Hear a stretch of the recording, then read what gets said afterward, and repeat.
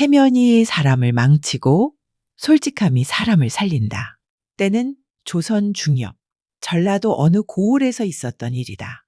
오씨 집안과 나씨 집안이 혼사를 맺은 것은 그의 봄이었다. 오씨는 고을에서 손꼽히는 포목 상인 집안이었고 나씨는 대대로 이어온 선비 가문이었다.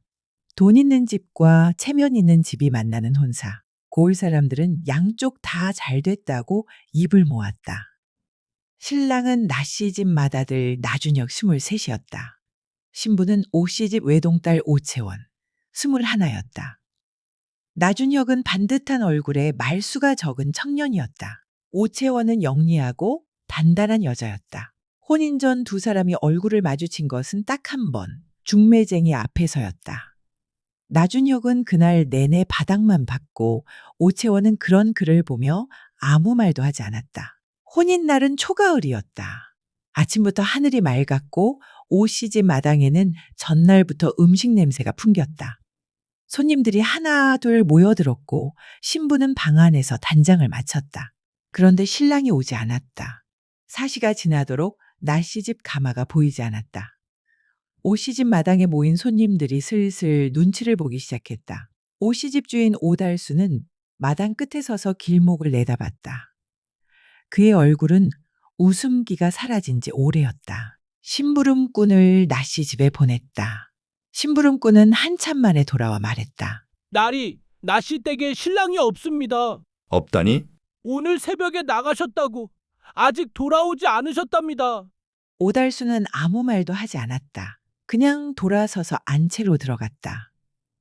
마당에 모인 손님들이 서로 눈빛을 주고받았다. 아무도 먼저 입을 열지 않았다. 그게 더 무서웠다. 오달수는 안채 문을 닫고 혼자 섰다. 온몸에서 열이 났다. 딸이 혼인날 아침 신랑한테 버림받았다. 이 소문이 고을에 퍼지면 오씨 집안은 끝이었다. 딸은 두 번 다시 혼처를 구하지 못할 것이었다. 그는 갓을 고쳐 쓰고 직접 나섰다. 오달수는 나준혁이 새벽에 나갔다는 방향을 수소문했다. 고을 남쪽, 내가 근처라는 말을 들었다. 그는 하인 하나도 데리지 않고 혼자 걸었다. 빨리 찾아야 했다. 조용히 처리해야 했다. 내가에 이르렀을 때 오달수는 멀리서 나준혁을 발견했다. 그런데 나준혁은 혼자가 아니었다. 버드나무 아래 나준혁 옆에 젊은 사내 하나가 앉아 있었다. 나준혁과 나란히 앉아 두 사람의 어깨가 닿을 듯 가까웠다. 나준혁은 그 사내의 손을 잡고 있었다. 오달수는 발이 땅에 붙은 것처럼 멈췄다. 한동안 그는 움직이지 못했다. 두 사람은 말을 하고 있었다. 오달수 귀에는 소리가 들리지 않았다. 다만 나준혁의 얼굴이 보였다. 그 얼굴이 중매 자리에서도 혼인 준비 내내도 한 번도 본 적 없는 얼굴이었다.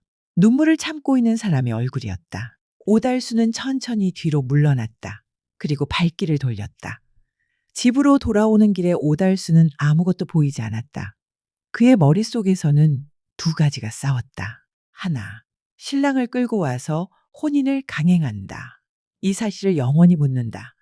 딸은 혼인하고 집안은 체면을 지킨다. 나준혁은 죽는 날까지 비밀을 안고 산다. 딸도 죽는 날까지 무언가 이상한 남편 옆에서 산다. 그러나 고을 사람들은 아무것도 모른다. 둘, 혼인을 없던 일로 한다. 신랑이 도망쳤다는 소문이 퍼진다. 딸은 버림받은 여자가 된다. 오씨 집안은 망신을 당한다. 오달수는 걸으면서 딸을 생각했다.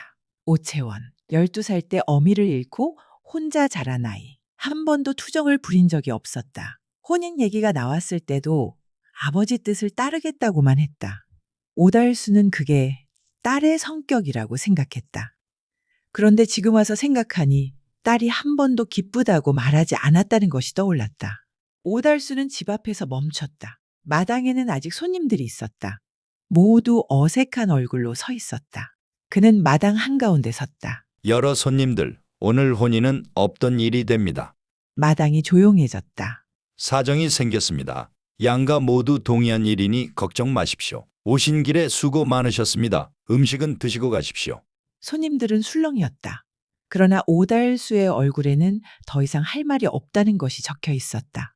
하나 둘 자리에 앉아 밥을 먹기 시작했다. 아무도 더 묻지 않았다. 오달수는 안채로 들어갔다. 딸의 방문 앞에 섰다. 문을 두드렸다. 채원아, 대답이 없었다. 아비다. 잠시 후 문이 열렸다. 오채원은 혼인 단장을 그대로 하고 있었다. 머리에 족도리를 쓰고 얼굴에는 분을 바른 채였다. 눈은 빨갛게 부어 있었다. 울었던 것이 분명했다. 그러나 지금은 울지 않았다. 오달수는 딸의 얼굴을 보았다. 할 말이 없었다. 아버지, 응, 신랑이 왜 안 왔는지 저는 압니다. 오달수가 딸을 바라봤다. 중매 자리에서 봤을 때부터 알았어요. 그 사람 눈이 저를 보지 않았어요. 무서운 것처럼 바닥을 봤어요. 저도 그랬을 것 같아서 불쌍했어요. 오달수는 아무 말도 하지 못했다. 혼인 안 해도 돼요. 아버지가 망신당하는 게 더 싫지만 그 사람이 더 불쌍해요. 오달수는 딸의 어깨를 잡았다. 뭔가 말하려다 그냥 잡고만 있었다. 오채원은 아버지 손을 가만히 내려다봤다. 두 사람은 한동안 그렇게 서 있었다. 오후가 되자 손님들이 하나 둘 돌아갔다. 마당이 비었다. 음식은 절반이 남았다. 오달수는 사랑채에 혼자 앉아 있었다. 그때 중문 쪽에서 인기척이 났다. 중매쟁이 봉씨였다. 고을에서 혼사를 수십 건 성사시킨 여인으로 나이는 50 안팎이었다. 발이 넓고 입이 빠른 사람이었다. 오달수와 나병선을 이어준 것도 이 사람이었다. 봉씨는 마루 아래에서 오달수를 올려다보며 말했다. 날이 소인이 왔습니다. 오달수가 고개를 들었다. 무슨 일이요? 봉씨가 마루 위로 올라와 앉았다. 목소리를 낮췄다. 날이 제가 아무래도 한 말씀 드려야 할 것 같아서요. 고을에 소문이 이미 돌기 시작했습니다. 신랑이 도망쳤다는 말이 퍼지면 아가씨 혼처를 구하기가 쉽지 않습니다. 지금이라도 제가 나시댁을 찾아가서 다시 혼인을 추진해 볼 수 있습니다. 나리께서 허락만 하시면. 오달수가 말했다. 됐어. 봉씨가 눈을 깜빡였다. 나리, 아가씨 앞날이. 됐다고 했어. 봉씨가 입술을 오물거렸다. 말을 이으려는 참이었다. 그때 안채 쪽에서 발소리가 났다. 오채원이었다. 혼인단장은 이미 지웠고 평상복 차림이었다. 족두리도 없었고 분도 없었다. 그냥 평소의 얼굴이었다. 오채원이 봉씨 앞에 섰다. 봉씨 어른, 봉씨가 오채원을 봤다. 아가씨, 제가 방금 나리께. 들었습니다. 오채원이 말했다. 목소리가 낮고 또렷했다. 저는 그 혼인을 다시 추진하지 않아도 됩니다. 소문이 퍼져도 됩니다. 다만 한 가지만 말씀드리겠습니다. 봉씨가 아무 말도 하지 않았다. 그 사람이 도망친 것은 저 때문이 아닙니다. 저를 싫어해서도 아닙니다. 그 사람은 그냥 다른 삶을 살고 싶었던 겁니다. 그걸 아는데 제가 왜 그 사람을 잡아다 혼인을 시켜야 합니까? 봉씨의 얼굴이 굳었다. 아가씨, 세상이 그렇게 돌아가지 않습니다. 체면이라는 게. 체면이 누구 것입니까? 봉씨가 멈췄다. 제 체면입니까? 아버지 체면입니까? 아니면 봉씨 어른 체면입니까? 마루가 조용해졌다. 봉씨는 오채원을 바라봤다. 21살짜리 여자였다. 혼인날 아침 신랑한테 버림받은 여자였다. 그런데 그 얼굴에는 분함도 억울함도 눈물도 없었다. 그냥 단단했다. 봉씨가 천천히 일어섰다. 알겠습니다. 그리고 아무 말 없이 내려갔다. 대문을 나서다가 한 번 뒤를 돌아봤다. 오채원은 마루에 그대로 서 있었다.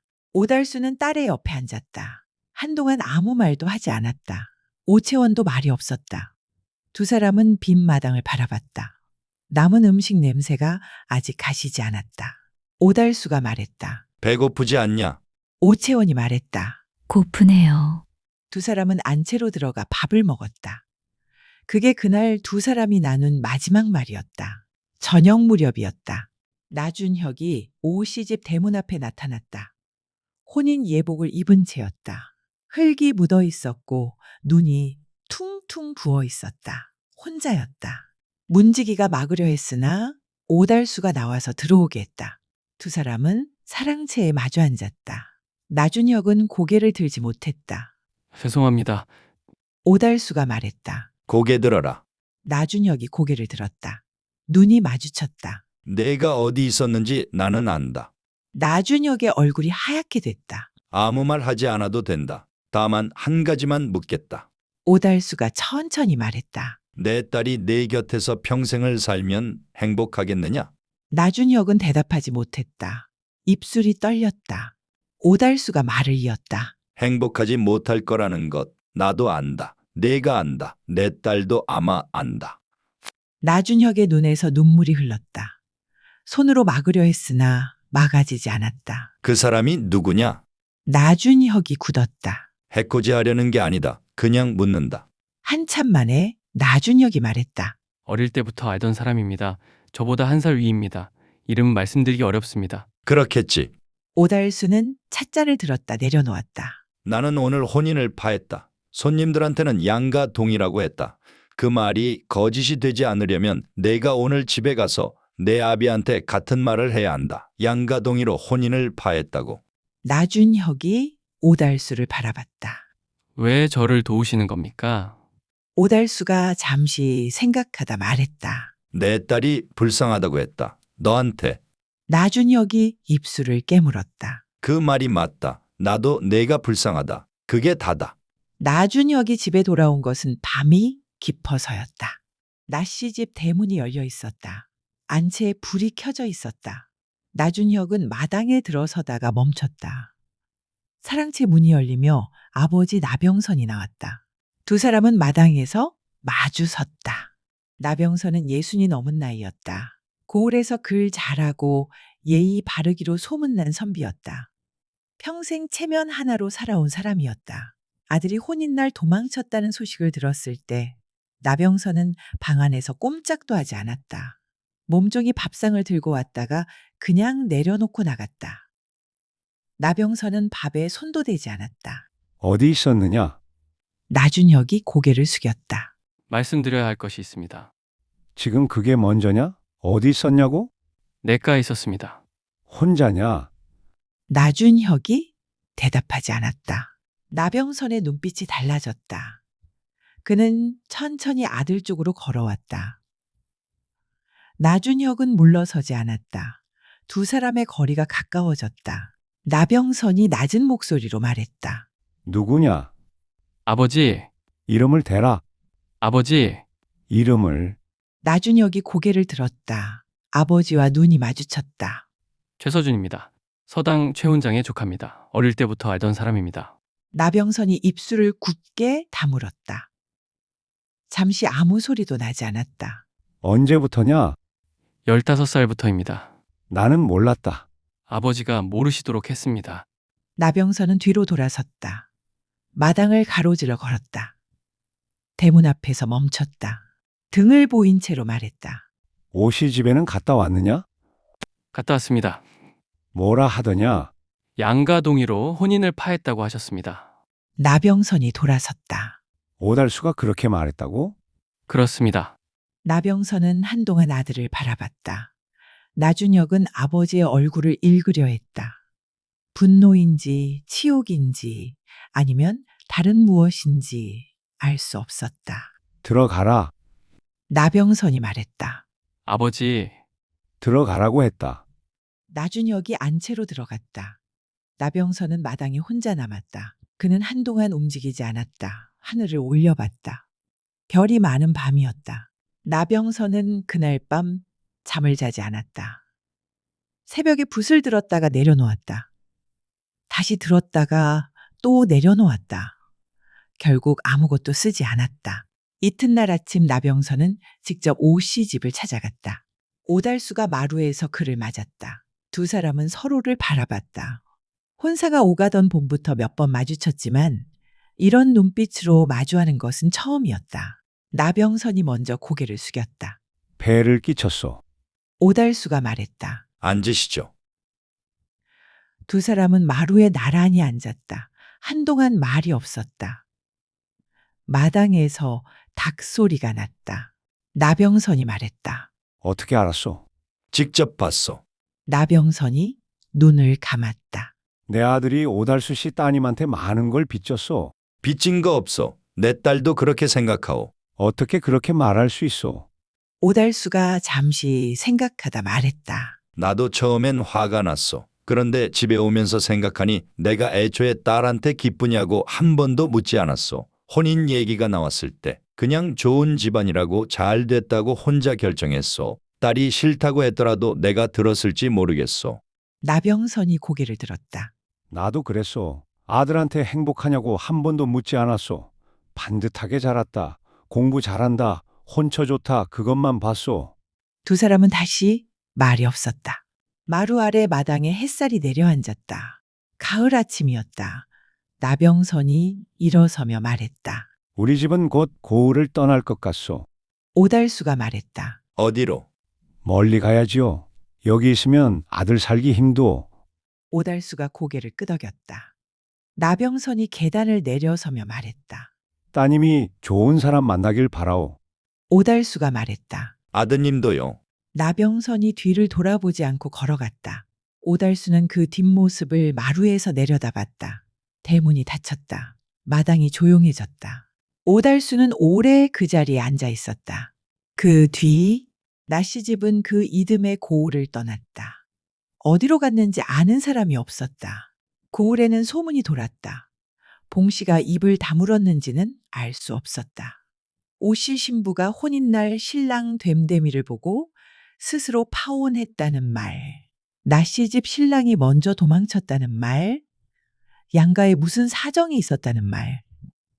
소문은 말하는 사람 수만큼 달랐다. 오달수는 아무것도 해명하지 않았다. 딸에게도 자세한 말을 하지 않았다. 다만 그해 겨울, 두 사람이 저녁을 먹다가 오채원이 물었다. 아버지, 신랑이 왜 도망쳤는지 아버지도 아세요? 오달수가 밥을 먹다 말고 딸을 봤다. 안다. 저도 알아요. 두 사람은 다시 밥을 먹었다. 더 이상 그 얘기는 나오지 않았다. 오채원은 그로부터 3년 뒤 혼인했다. 상대는 고을 좌수의 둘째 아들이었다. 반듯하고 수더분한 사람이었다. 혼인 첫날 저녁 오채원이 남편에게 말했다. 저 전에 혼인이 파된 적 있어요. 남편이 말했다. 알고 있어. 그래서 내가 청혼했어. 오채원이 남편을 봤다. 왜요? 사연 없는 사람보다 사연 있는 사람이 더 깊은 법이요. 오채원은 웃었다. 그게 그 사람과의 첫 번째 웃음이었다. 나준혁이 어떻게 됐는지는 오달수도 끝내 알지 못했다. 다만 몇 해 뒤 장터에서 낯선 사내가 오달수에게 쪽지 하나를 건넸다. 쪽지를 펼쳐보니 글씨가 단 2줄이었다. 잘 지내고 있습니다. 고맙습니다. 글씨가 누구 것인지는 적혀 있지 않았다. 오달수는 그 쪽지를 오래 바라보다가 접어서 품에 넣었다. 그리고 아무한테도 보여주지 않았다. 체면은 남의 시선을 위해 자기 삶을 사는 것이다. 오달수는 그날 체면을 버렸다. 그리고 딸을 얻었다. 나준혁은 도망쳤다. 그리고 처음으로 솔직해졌다. 강한 사람이 솔직한 게 아니다. 솔직해진 사람이 그 다음에 강해진다. 시청해 주셔서 감사합니다.